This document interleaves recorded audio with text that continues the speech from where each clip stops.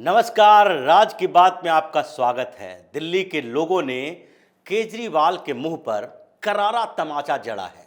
केजरीवाल ने जिस तरीके से डिक्टेटर बन के हिंदू पर्व के ऊपर एक रोक लगाने की कोशिश की, लोगों के ऊपर सख्ती करने की कोशिश की, उतना ही ज़्यादा लोगों ने अरविंद केजरीवाल को आईना दिखा दिया। केजरीवाल के गाल पे ऐसा तमाचा जड़ा है कि अब इस बात की चर्चा हो रही है कि तुम प्रशासन सख्ती से चलाओगे या फिर लोगों से रिक्वेस्ट करके चलाओगे, लोगों की सहमति से चलाओगे, अवेयरनेस से चलेगा या फिर कानून से, सजा से चलेगा। अरविंद केजरीवाल की पूरी टीम इस बात के लिए लगी हुई थी कि दिल्ली में अब जो पटाखा चलाएगा उसको 6 महीने की सजा होगी, 200 रुपये का जुर्माना दिया जाएगा। ये ऐसी सजा का अनाउंस किया कि लोगों के दिमाग में भन्नाहट छा गई। लोगों ने सोचना शुरू कर दिया कि अरविंद केजरीवाल को अचानक से क्या हो गया, केजरीवाल ने आखिर ये फैसला लिया क्यों। क्योंकि इस फैसले के पीछे भी एक बड़ा कारण था और उस कारण के ऊपर भी चर्चा होने लगी। अरविंद केजरीवाल दिल्ली के पोल्यूशन कंट्रोल के लेकर इतने ज़्यादा चिंतित नहीं है जितना कि उन्हें लगता है कि इसके बाद जो चर्चा होगी उसका जवाब क्या दिया जाएगा। क्योंकि पहले जब पोल्यूशन की बात होती थी, दिल्ली में प्रदूषण होती थी और साथ ही AQI बढ़ता था, तो उसके लिए अरविंद केजरीवाल हमेशा एक ढाल तैयार करके रखता था कि आगे इसका जवाब क्या देना है। वो जवाब होता था पंजाब और पराली। पंजाब में पराली जलाने से दिल्ली के प्रदूषण का स्तर हमेशा बढ़ता रहा है। इसके लिए पिछले कई सालों से कई उपाय की जरूरत पड़ी है और उसके लिए चर्चा की गई है। पूसा में अनुसंधान भी किया गया है, कुछ लिक्विड की व्यवस्था भी की गई।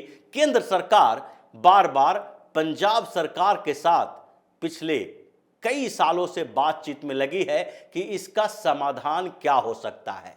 बैठकों का दौर भी चला और उन बैठकों में इस बात का जिक्र भी किया गया कि पर एकड़ के हिसाब से जो किसान मुआवजे की मांग कर रहे हैं, उस मुआवजे में से अगर पंजाब सरकार चाहे तो कुछ रकम पंजाब सरकार दे और कुछ केंद्र सरकार दे और उन पराली का उपयोग बिजली बनाने में, बायो ईंधन में या फिर अलग तरीके से किसी कामों में लगाया जा सकता है। इसके लिए सालों से चर्चा हो रही है, लेकिन हर साल जब प्रदूषण की बात होती थी तो अरविंद केजरीवाल के हाथों में एक हथियार होता था कि पंजाब में कांग्रेस की सरकार है और कांग्रेस की सरकार पंजाब के प्रदूषण और पराली को लेकर इतना सीरियस नहीं है, क्योंकि उससे ज़्यादा खतरा दिल्ली को होता है और दिल्ली में आम आदमी पार्टी की सरकार है। इसलिए केजरीवाल हमेशा इसके माध्यम से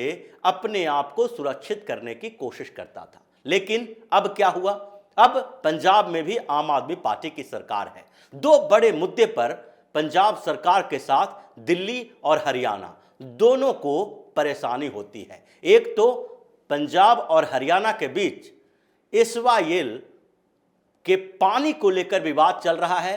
पिछले दिनों भी सतलज यमुना लिंक के पानी को लेकर खट्टर और दूसरे तरफ भगवंत मान के बीच बातचीत हुई। बातचीत में केंद्र सरकार के मंत्री भी शामिल थे, अधिकारी भी शामिल थे और इसमें ये बात उठी कि किसी तरीके से पंजाब सरकार इस मुद्दे पर पहुंचे और नहर का पानी हरियाणा की सरकार को भी दे। लेकिन बातचीत का दौर चला और अंत में भगवंत मान ने साफ तौर पर कह दिया कि ये नहीं हो सकता, पंजाब के पास अपने लिए पानी नहीं है, हरियाणा के लिए कैसे दे सकता है। वही स्थिति अब दिल्ली और हरियाणा के बीच आने वाली है, क्योंकि पंजाब की सरकार ने हरियाणा को मना कर दिया है पानी देने से, तो हरियाणा सरकार के पास भी ये अधिकार है कि वो दिल्ली सरकार को पानी देने से मना करे और फिर केजरीवाल उछल कूद मचाएगा। ये एक बड़ा मुद्दा था। जबकि दूसरा एक बड़ा मुद्दा इन 3 राज्यों के बीच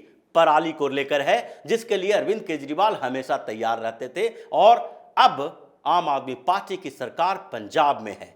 अरविंद केजरीवाल के पास ये कहने के लिए भी कोई तर्क नहीं, लॉजिक नहीं है कि पंजाब की सरकार किसी और की है और वहां पराली की समस्या इतनी गंभीर है जिसके कारण दिल्ली सरकार उसके साथ कोई नेगोशिएशन नहीं कर सकती। ये केंद्र सरकार का काम है और ये तर्क अब खत्म हो चुका है। भगवंत मान की सरकार आम आदमी पार्टी की है और दोनों के बीच लंबे समय से इस मुद्दे पर चर्चा हो रही थी, क्योंकि धान की फसल की कटाई के बाद ये समस्या आनी है और सामने आ गई। अब अरविंद केजरीवाल क्या करें, इसके लिए एक तैयारी की गई कि पटाखे के ऊपर पूर्ण बैन लगाया जाए, जबकि हर स्टेट ने आंशिक तौर पर पटाखों पे बैन लगाया। पटाखा जलाने पे बैन लगाने के बावजूद भी एक ब्लैंकेट दिया गया, एक समय दिया गया कि इतने बजे से इतने बजे तक आप पटाखा जला सकते हैं और रिक्वेस्ट भी किया गया लोगों से कि किसी तरीके से आप प्रदूषण को कम करने में अपना योगदान दें। लेकिन दिल्ली सरकार ने क्या किया? दिल्ली सरकार के मंत्री गोपाल राय आते हैं और वे फरमान सुनाते हैं कि दिल्ली में पटाखा बिल्कुल नहीं जलाया जाएगा और जो पटाखा जलाएगा उसको 6 महीने जेल में डाल दिया जाएगा, 200 रुपये का जुर्माना भी लगाया जाएगा और साथ ही जो पटाखा बेचेगा उसके लिए भी सजा के व्यवस्था की जाएगी, प्रावधान है। ऐसा फरमान जारी करने के बाद पूरे दिल्ली में इस बात के लिए हंगामा हो गया कि क्या अरविंद केजरीवाल केवल हिंदू धर्म के पर्व त्योहारों के खिलाफ ही ऐसे बैन लगाएंगे? क्या अरविंद केजरीवाल के पास इतनी ऑथोरिटी हो गई है कि पर्व के समय लोगों के जो अंदर इच्छा होती है, जिस तरीके से पर्व मनाया जाता है, दिवाली में पटाखा जलाने की एक परंपरा रही है और उस परंपरा को पूरी तरह से ध्वस्त कर देगा? कोई पटाखा जला ही नहीं सकता। ऐसी स्थिति में लोगों के अंदर जो गुस्सा थी वह अरविंद केजरीवाल को आईना दिखाने के लिए काफी था और जब दिल्ली में दिवाली मनाई गई तो रात के समय पहले से भी ज्यादा पटाखा जलाया गया और दिल्ली का एयर क्वालिटी इंडेक्स 323 से पार कर गया, कुछ जगहों पर 365 तक पहुंच गया, जो बहुत ही खतरनाक स्थिति बताई जाती है। और जो रिपोर्ट सामने आ रहे हैं उसमें यह दावा किया गया है कि दिल्ली में पहले के दिवालियों के समय जितने आवाज वाले पटाखे होते थे उससे दुगना तिगना आवाज वाले पटाखे इस बार छोड़े गए हैं और 9 बजे से 12 बजे के बीच तो ऐसे पटाखे छोड़े गए हैं कि केजरीवाल भी धुआं धुआं हो गया।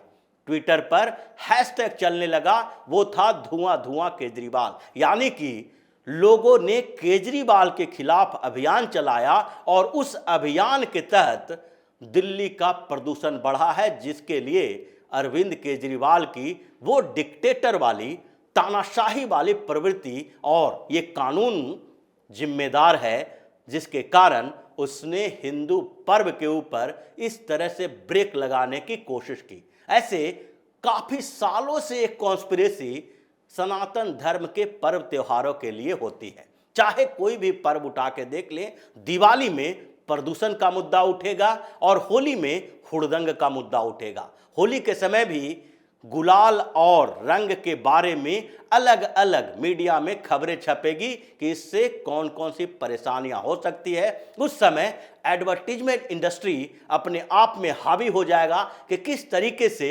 होली के हुड़दंग को लेकर कुछ इतने ज़्यादा वीडियोज, इतने ज़्यादा एडवर्टीजमेंट बनाएं ताकि लोगों के अंदर ये डर पैदा हो जाए और होली में वो बाहर निकलने से भी कतराएं।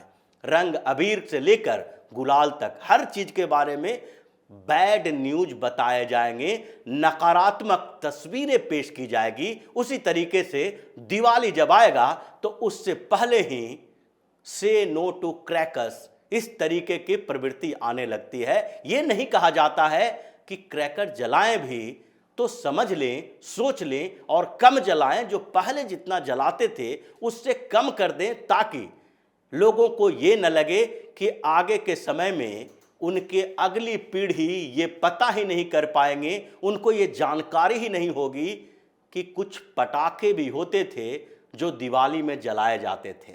दीपों वाली दिवाली को सिर्फ और सिर्फ प्रमोट करने की कोशिश की जाती है। ये बड़ी कॉन्स्पिरेसी हर पर्व त्योहार के साथ होती है और उसमें अरविंद केजरीवाल जैसे लोग शामिल होते हैं। आम आदमी पार्टी जो मुस्लिम पर्व त्योहारों में अरविंद केजरीवाल टोपी पहन के घूमते हुए दिखाई पड़ते हैं, जिसमें अगर दंगा भी हो जाए तो कभी भी उसको डिफेम करने की कोशिश नहीं होगी, लेकिन हिंदू पर्व त्योहारों के समय ऐसे प्रतिबंध लगाने की कोशिश जारी रहती है और उसी के खिलाफ दिल्ली वालों ने अरविंद केजरीवाल को एक बड़ा तमाचा जड़ा है और आईना दिखाया है कि अगर तुम तानाशाह हो तो जनता उससे भी बड़ी तानाशाह है। और यह भी बता दिया है कि आगे आने वाले चुनावों में जो उसका विरोध दिल्ली में दिवाली के समय हुआ है वो वोट में दिखाई पड़ेगा, चाहे एमसीडी का चुनाव हो या फिर आगे विधानसभा और लोकसभा का चुनाव। ये अरविंद केजरीवाल के लिए एक सबक है कि अगर तुम जनता के साथ ज्यादती करोगे तो जनता तुम्हारे खिलाफ उठकर खड़ी होगी। और दिल्ली की दिवाली ने अरविंद केजरीवाल के खिलाफ एक बड़ा बवाल और साथ ही विद्रोह का संकेत दिया है कि अब केजरीवाल के साथ दिल्ली की जनता नहीं है। उसे इस बात के लिए जानना चाहिए, समझना चाहिए कि जनता के साथ ज्यादती का मतलब विद्रोह को न्योता देना है। तो इसी तरह की खबरों के साथ फिर से हाजिर होंगे, तब तक के लिए बने रहिए हमारे साथ और देते रहिए हमें सहयोग, ताकि इसी तरह की खबर हम आपके लिए लाते रहें। धन्यवाद।